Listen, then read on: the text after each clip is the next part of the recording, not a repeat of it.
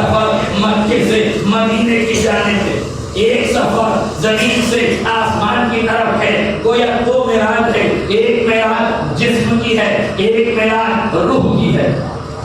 زمین سے آسمان کا سفر روحانی معراج ہے، روح کی معراج ہے۔ مکے سے زمین مکے سے بیت المقدس کی جانب جو سفر ہے، یہ سفر جسم کا سفر ہے، یعنی کوئی ہجرت ہے۔ اب حسین کی ذمہ داری تھی کہ دونوں معراجوں کو کربلا میں جمع کر دے، تو حسین نے مدینے سے ہجرت فرمائی کربلا کی طرف تاکہ جسم کی ہجرت ہو جائے، ایک رات کی مہلت دی تاکہ روح کی معراج کا سفر ہو جائے۔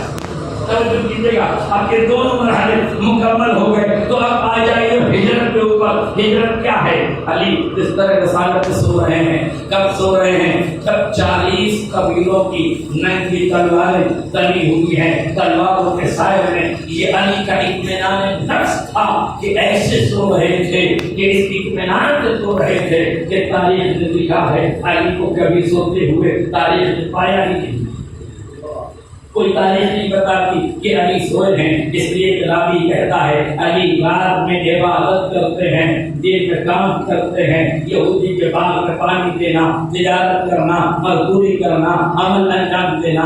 دن میں کسی نے علی کو سوتے نہیں دیکھا، رات میں ایک ایک ہزار تکبیروں کی آوازیں آتی ہیں۔ اس کا مطلب ہے نہ علی رات میں سوتے ہیں نہ علی دن میں سوتے ہیں۔ مولا جب آپ رات میں بھی نہیں سوتے، دن میں بھی نہیں سوتے، تو ایک رات سوئے کیوں؟ اسی لیے سویا تاکہ الوہیت کی صفت سے نکل کر عبدیت کی صفت میں آ الوہیت کی صفت سے نکل کر عبدیت کی صفت میں آ جاؤں۔ کیا ہے الوہیت کی صفت؟ لا تأخذہ سنۃ ولا نوم، اللہ کی صفت یہ ہے کہ نہ وہ سوتا ہے نہ وہ اٹھتا ہے۔ اب چلے ہجرت، علی نے سو کر خالی رسول کی جان نہیں بچائی ہے، توحید بچائی ہے۔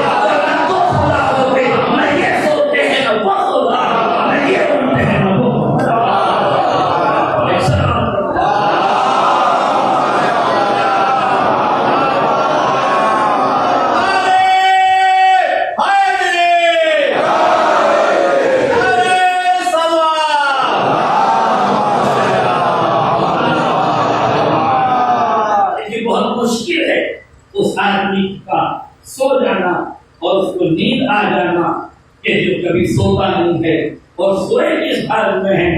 اطمینان کی نیند سوئے ہیں۔ امام غزالی نے اپنے کتاب احیاء القلوب میں اس بات کی وضاحت کی ہے کہ مولا کائنات کس سکون کی نیند سوئے ہیں۔ تو چاروں طرف تلواریں چمک رہی ہیں، چاروں طرف لوگ قتل کی سازشیں کر رہے ہیں، قتل پر آمادہ ہیں۔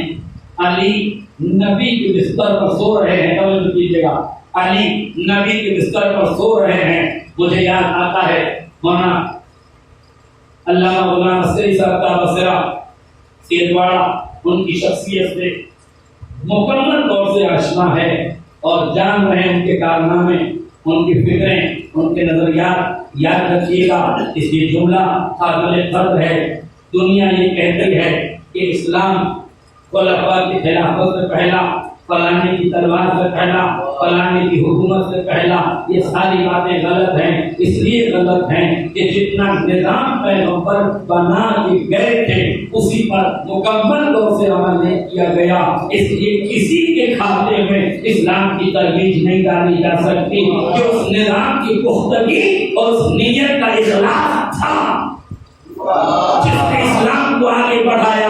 ہماری سمجھ میں ہی نہ آتا اگر تنظیم المکاتب کی پھیلی ہوئی شاخیں دنیا میں دکھائی نہ دیتی۔ ہمارے پھیلی ہوئی شاخیں یہ بتا رہی ہے کمال ان کا نہیں ہے جو اس وقت عمل انجام دے رہے ہیں، کمال اس کے خلاف کا ہے جو مرد مجاہد نے نظام بنایا۔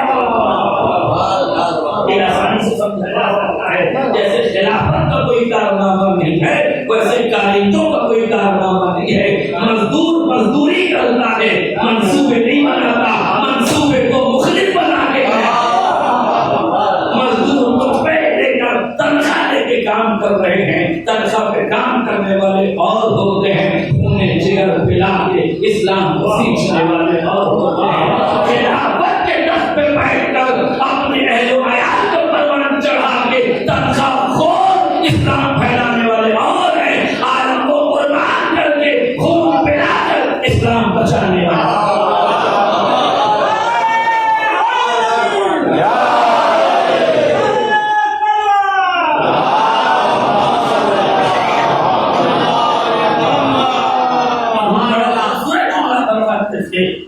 علی شب ہجرت سو گئے ہیں, رسول کے کہنے سے سو گئے. جب نیند آ گئی علی کو, اب امت پریشان ہے. مولانا صدر فرمایا کرتے تھے دشمن اگر علی تک پہنچنا چاہتا ہے تو اسے 3 پردوں کو چار کرنا پڑے گا. پہلا پردہ شب کی تاریکی کا ہے, دوسرا پردہ گھر کی چہار دیواری کا ہے, تیسرا پردہ اس چادر کا ہے جو علی اوڑھ کے لیتے ہیں. امت شعور کے معصوم لے ہجرت میں علی تک پہنچنے کے لیے 3 پردوں کو ہٹانا پڑے گا.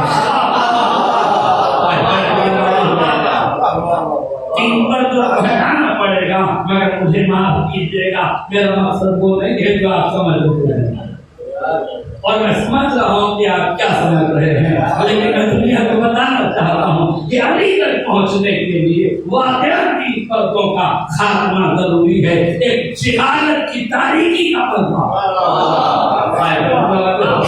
ایک جہالت کی تاریکی کا پردہ, ایک تعصب و تنگ نظری کی دیواروں پر منحصر کرنا,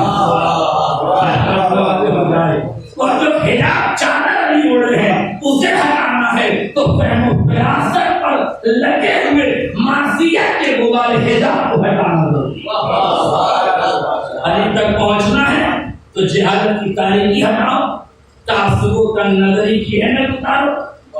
علی تک پہنچنا ہے تو فہم و فراست میں غبار معصیت کو ہٹاؤ, حجاب معصیت کو ہٹاؤ, تب علی تک پہنچ سکتے ہو. کیوں؟ اس لیے نبی نے فرمایا علی مع القرآن والقرآن مع علی. علی قرآن کے ساتھ ہے, قرآن علی کے ساتھ ہے, علی حق کے ساتھ ہے, حق علی کے ساتھ ہے. اور توجہ کیجیے گا, علی قرآن کے ساتھ, قرآن علی کے ساتھ. اب قرآن کی صفت کیا ہے؟ قرآن کی صفت یہ ہے لا یمسہ الا المطہرون, اس کو نہیں چھو سکتے صرف طیب طاہر. توجہ کیجیے گا, آپ ایمان سے بتائیے, آپ مسجد میں آئیے بغیر وضو کیے ہوئے, قرآن اٹھائیے پڑھنے لگ جائیے, کر سکتے ہیں کہ نہیں؟ کر سکتے ہیں. یا حروف کو نہ چھوئیے, جلد کو پکڑیے, ساری جگہ کو پڑھیے. وہی مفتی نہیں کہتا کہ آپ کا تلاوت کرنا حرام ہے. ہاں, بغیر وضو کے قرآن کی حرفوں کو چھونا حرام ہے, مگر قرآن پکڑ کے تلاوت کر سکتے ہیں کہ نہیں؟ اچھا, وضو کر کے آپ چھو سکتے ہیں, ہاں. تو کیا اللہ مسئلہ الا المطہرون اس کو سوائے کہ یہ ہوتا ہے کہ کوئی مس نہیں کر سکتا, تو آپ کو بغیر وضو کے مس کر سکتے ہیں. جبکہ قرآن کہہ رہا ہے کہ اسے مس نہیں کر سکتے, تو جب قرآن کہہ رہا ہے مس نہیں کر سکتے تو آپ مس کیسے کر رہے ہیں؟ یا تو باللہ جو قرآن کہہ رہا ہے وہ غلط, یہ جو آپ کر رہے ہیں وہ غلط ہے. نہیں, دونوں صحیح ہے. جو قرآن کہہ رہا ہے وہ بھی صحیح ہے, جو آپ کر رہے ہیں وہ بھی صحیح ہے, مگر فرق ہے. فرق یہ ہے لا یمسہ الا المطہرون کا مطلب یہ نہیں ہے کہ قرآن کے الفاظ کو ظاہر چھو نہیں سکتے, بلکہ یہ ہے کہ قرآن کے معنی و مفاہیم کو اس وقت تک درک نہیں کر سکتے جب تک عقلوں میں پاکیزگی نہ ہو, جب تک علم پاکیزہ علم آپ کے پاس نہ ہے, عقلوں میں پاکیزگی نہ ہو. تو جیسے قرآن کو پاکیزہ عقل والے چھو سکتے ہیں, ویسے علی کو پاکیزہ نسل والے چھو سکتے ہیں. دیکھیے, واٹس ایپ کا زمانہ ہے, یوٹیوب کا دور ہے, سوشل میڈیا کا دور ہے. آج کل پھرتی ہوئی انگلیاں نہ جانے کیا کیا لکھ دیتی ہیں, زبان تالو سے لگائی کیا کیا بکنا شروع کر دیا. میں تو جھوٹا کر کہنے کو برا نہ مانیے گا. آج کل واٹس ایپ کے گروپ شخصیت کشی کا بہترین مرکز, جس کی شخصیت کو چاہو واٹس ایپ پہ لپیٹ دو, جس کی شخصیت کے خلاف چاہو واٹس ایپ پہ گفتگو کر دو, جس کے خلاف چاہو فیس بک پہ پوسٹ ڈال دو. تو آج کل سوشل میڈیا عزتوں کا حامل نہیں ہے, بلکہ ذلتیں دینے کی مجھے تو تیار ہے, اور بڑے جوش و خروش سے ہم لوگوں کی عزتیں اتارنے کو فخر سمجھتے ہیں, خوش ہوتے ہیں. حالات اتنے بد سے بدتر ہو گئے ہیں کہ ذلیل لوگوں کی چرب زبانی عزت داروں کو بولنے پہ مجبور کرنے لگی. حالات اتنے بد سے بدتر ہو گئے. تو اس دور میں جہاں سوشل میڈیا کا دور ہے,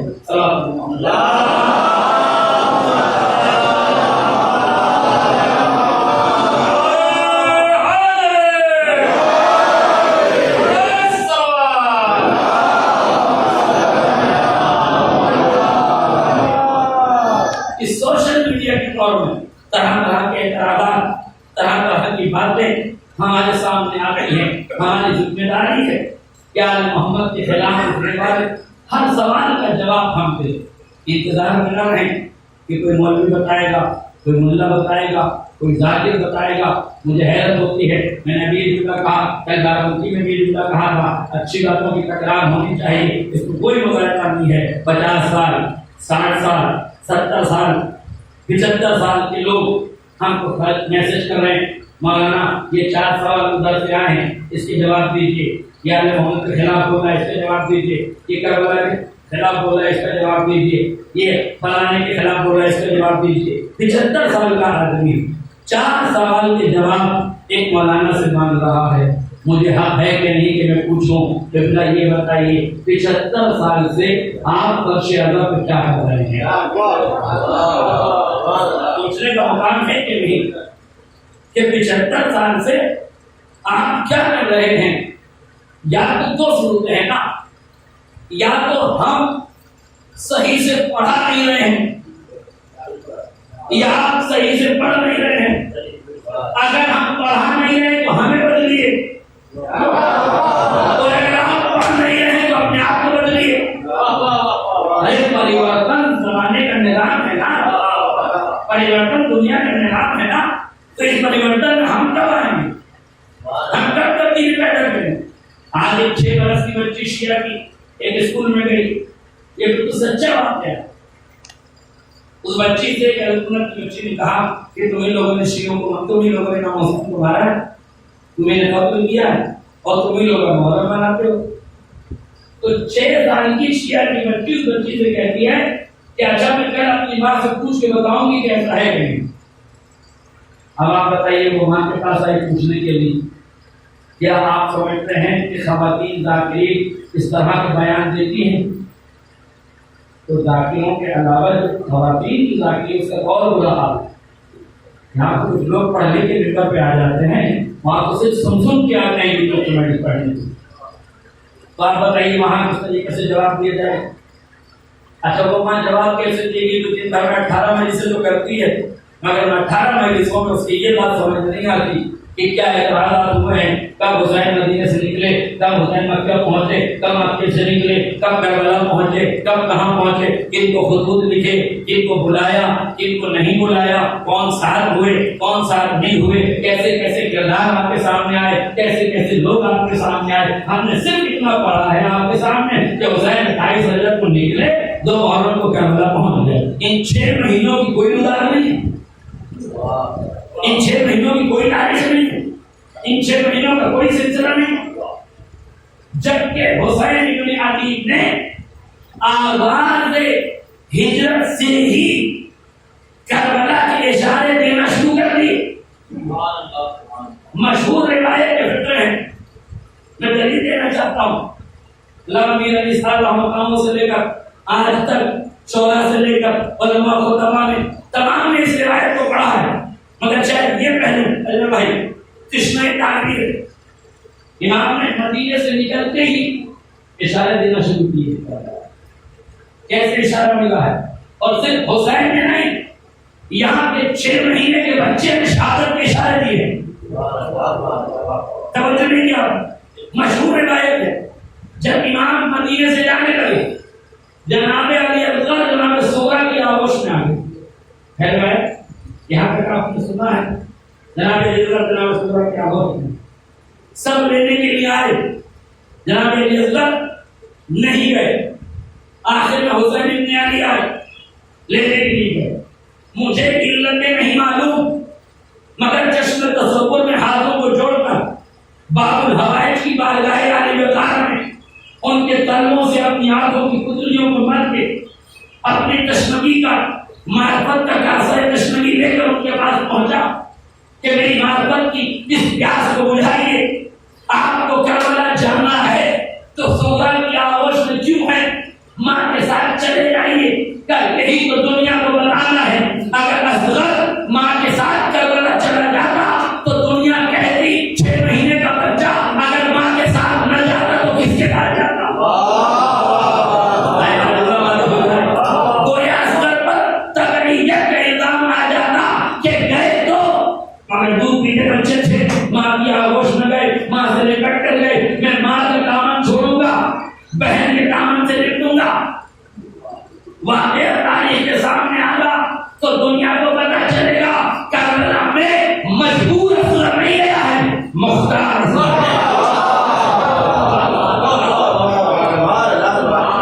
مجبور اصغر نہیں گیا ہے. مجبور ہوتا تو ماں کے ساتھ جاتا، مختار تھا تو انتظار کے ساتھ گیا. انتظار کیا، مولا ٹھیک ہے آپ زہرا کی آغوش میں ہیں، آپ کو اختیار کے ساتھ جانا ہے. حسین کی فوج کا سپہ سالار ہے ابا، غازی ہے ابا، مجاہد ہے ابا، تمنائے علی ہے ابا، آرزوئے فاطمہ ہے ابا، پاسبان اہل حرم ہے ابا. وہ آئے آپ کو لینے کے لیے، ہم کی ان کی گود میں چلے جائیں. زینب الاولیاء شریک و صحیح میں کربلا ہے، شریک سفر ہے، بہن ہے حسین، ان کی گود میں چلے جائیں. علی اکبر ہم شکل مصطفیٰ ہیں، لینے آئے ہیں چلے جائیں. قاسم حسن کی شبیہ ہیں، چلے جائیں. اتنے شہزادے آئے ہیں آپ نہیں جاتے، اتنی بیویاں آئی ہیں آپ نہیں جاتے. کل اس لیے نہیں گیا کہ مجھے انتظار ہے عصمت کے انتخاب کا، مجھے انتظار ہے اس عصمت کے انتخاب کا. میں جاؤں گا تو صحیح، مگر جب وقت کا امام مجھے بلائے گا،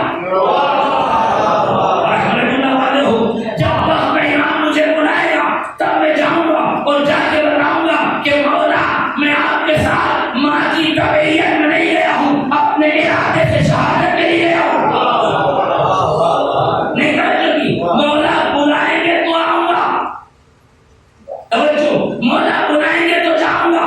بلا لیا مولا نے، کہہ دیا کان میں پہلے سے شہادت کا مکمل ہے، چلو. یہ پکار تھی لفظ بدلوں، مدینے کا استغاثہ سنا، عمر کے گود میں آئے. کربلا کا استغاثہ سنا، عمر کے کربلا میں آئے. تو حسین بن علی تو آغاز کربلا ہی سے، مدینے ہی سے کربلا کے اشارے لے رہے تھے کہ نہیں. مولا علی اکبر آپ کو جانا تھا، آپ زہرا کی آغوش میں کیوں ہیں؟ کیا میرا سن جانتے ہو اس وقت کتنے تھا؟ 10 رجب کو پیدا ہوئے ہیں حسین علی اکبر، 10 رجب کو پیدا ہوئے. کارواں کب نکلا ہے؟ زید پور والوں سے معذرت کے ساتھ مشہور روایت یہ ہے کہ 28 کو نکلا ہے. البتہ 4 والی روایات بھی کتب میں پائی جاتی ہیں، کوئی دو رائے نہیں ہے، مجھے اس اختلاف نہیں. مگر چونکہ مجھے شہرت پر بنا رکھنی ہے اس لیے میں 4 شہران والوں کے ساتھ نہیں جا سکتا. میری علمی مجبوری نہیں ہے، میری شہرت کی مجبوری ہے، اور شہرت کو علماء نے حیثیت دی ہے علم فقہ کے بعد میں جو مشہور ہے. تو 28 رجب جو ہوتا ہے مدینہ چھوڑ رہے ہیں، 10 رجب کو علی اصغر پیدا ہوئے ہیں. آپ بتائیے 10 رجب کو پیدا ہونے والا بچہ 28 رجب کو کتنے دن کا ہو؟ 18 دن کا. مولا آپ ماں کے ساتھ